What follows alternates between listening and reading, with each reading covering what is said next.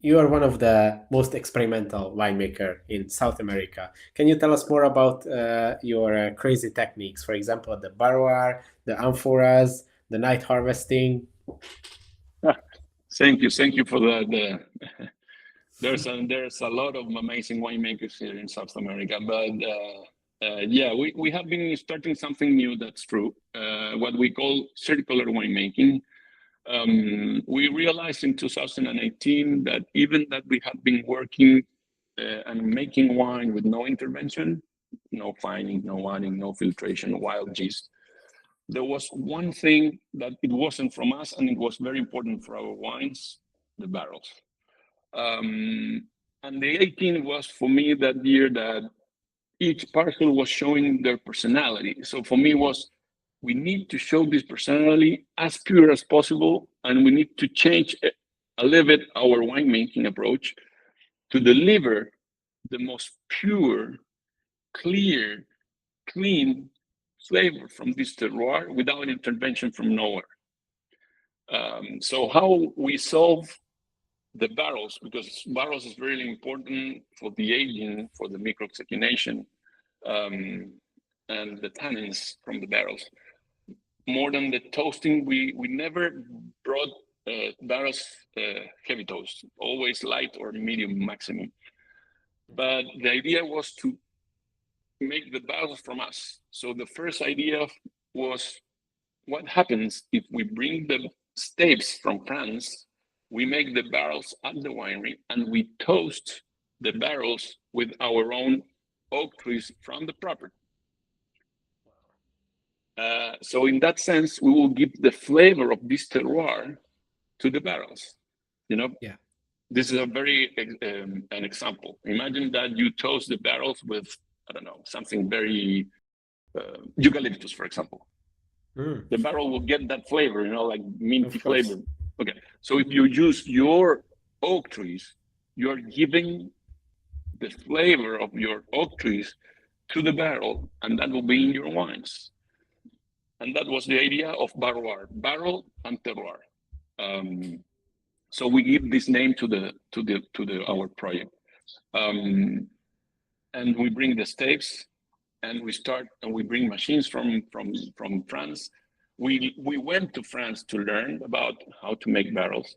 They came here to teach us, and today we are the only winery in South America that we make the barrels at the winery, and the only winery in the world toasting the barrels with our own oak trees from the property. We have more than 50, this year 60 different type of toasting. As we work 60 differently the different parcels, types. yes, Wow. as we work different parcels for our wines, we have different type of toasting for each wine. Because at the beginning the main idea was to create a barrel that will deliver the flavor of this terroir. Yeah. But then we realized three more things. First, that we can check the quality of each stave that they send us, to check if they have the pores and, you know, all the quality that we were asking for. Second, we discovered that we can toast differently, and to avoid those coffee chocolate flavors, and just to work on the microoxygenation and the tannins of the oak, to keep that Okay. fruit and that tension of the wine, that dynamism, without giving flavors that they're not from wine. I mean, coffee flavor, chocolate flavor, Yeah. that's not natural from wine. That's from the over toasting the barrel. And then the third thing that we discovered is that when we were using our oak trees, we were delivering the experience of this terroir from 300 years ago. So our wines today are not just about a vineyard with 18 years old. They're about this terroir 300 years ago. Imagine that this trees has been there adapting themselves for 300 years. This is, sometimes we don't think about this, but it sounds, and it sounds like the trees, they cannot walk, right? They cannot move. Yeah. So they have to adapt themselves to the different conditions to survive. Yeah. So imagine 10 years of no rains, dry years, and then 10 years of heavy rains, and then 10 years of very cold temperatures. They cannot move. The animals, if they don't have water, they move, they found the water. But the trees, they have to be there and they have to adapt themselves to that area to survive. So when you're using your oak trees, you're giving all that DNA to your wines. And so then our wines are not just about 18 years old vineyard, it's also about 300 years old of this terroir. Wow. And that was something very unique. And then we discovered that this type of winemaking was circular.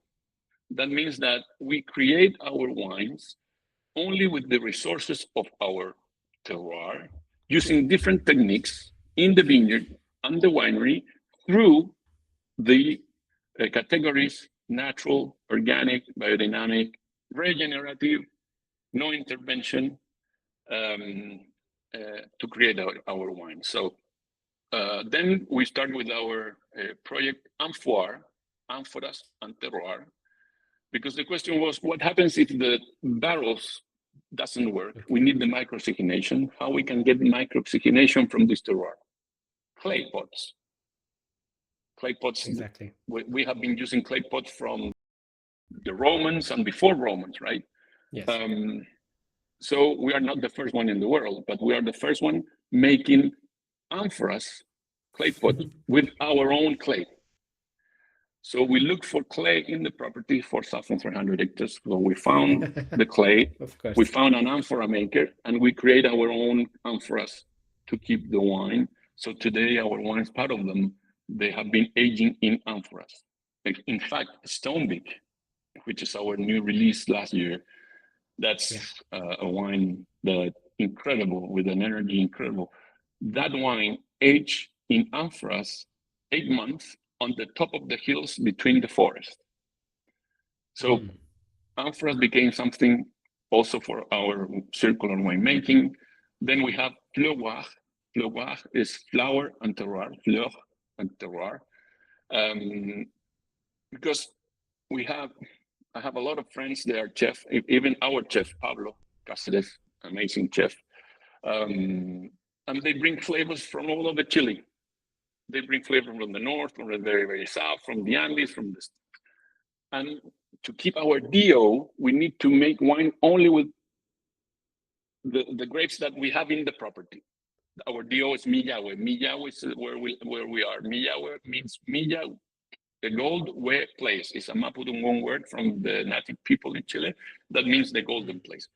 And I said, this is not fair because we just have flavor from these 300 hectares. But then we realized that we are using less than 10% of the property, 300 hectares from 4,300. Yeah. So the question was how we can get flavor from that 90% that we are not using, that we can bring to the wine, right? And then we start to think and they say, oh, wild yeast.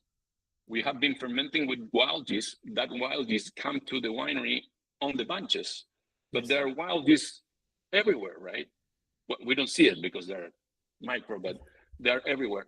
So we did a big research with a university to found highest concentration of wild yeast in nature, on the leaf, on the grass, in the flowers, on the rocks, on everywhere.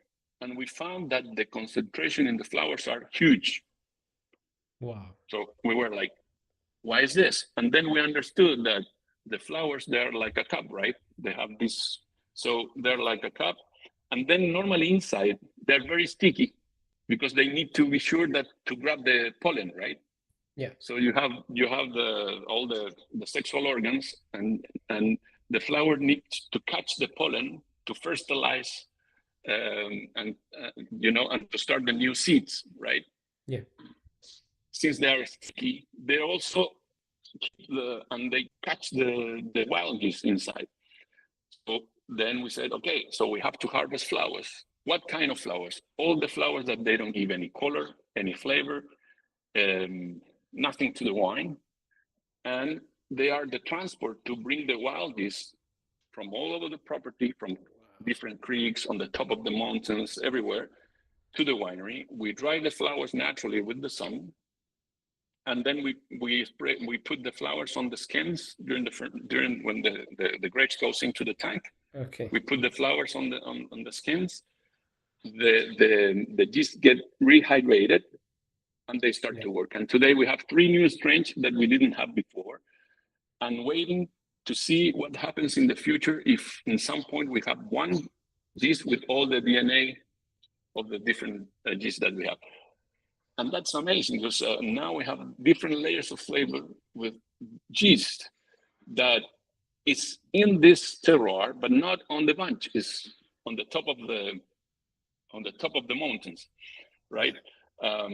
So that's our circular winemaking. Make your wine only with the resources of your place, in a natural way, using the categories organic, biodynamic, regenerative. For example, why regenerative? Because the flowers, when we go up in November, we harvest the flowers. We don't harvest more than 5%. We need Okay. we need to keep the flowers, so no more than 5%. We bring the flowers, we dry the flowers, and we save the seeds. We sow the seeds between the vineyard. So we prepare the soil between the vineyard. We sow the seeds between the vineyard, and then we have a huge quantity of flowers between the vineyard. We harvest again the seeds, which is 3 or 4 times more than the one that we bring.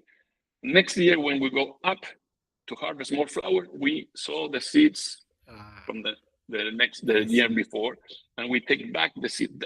This is why this is circular. And regenerative, because when we sow the flowers between the vineyard, and then we cut the flowers and we save the seeds, all the green area, we incorporate all that in the soil. So all that green material, organic material, it's in the soil now and helps to regenerate our soil naturally. So that's why this is a different approach. It's making wine in a circular way. And then the evolution of all this ends in our Stone Big wine, which is a circular wine. Wow, the attention to detail is incredible. I think I never heard such detailed and like thought through winemaking process ever. Congratulations for all these ideas, because I think this is really a wonderful experiment. Thanks for watching this video. You can watch the full podcast episode by clicking here, or watch another interesting video by clicking here. Let's continue the discussion in the comment section, and see you in the next one.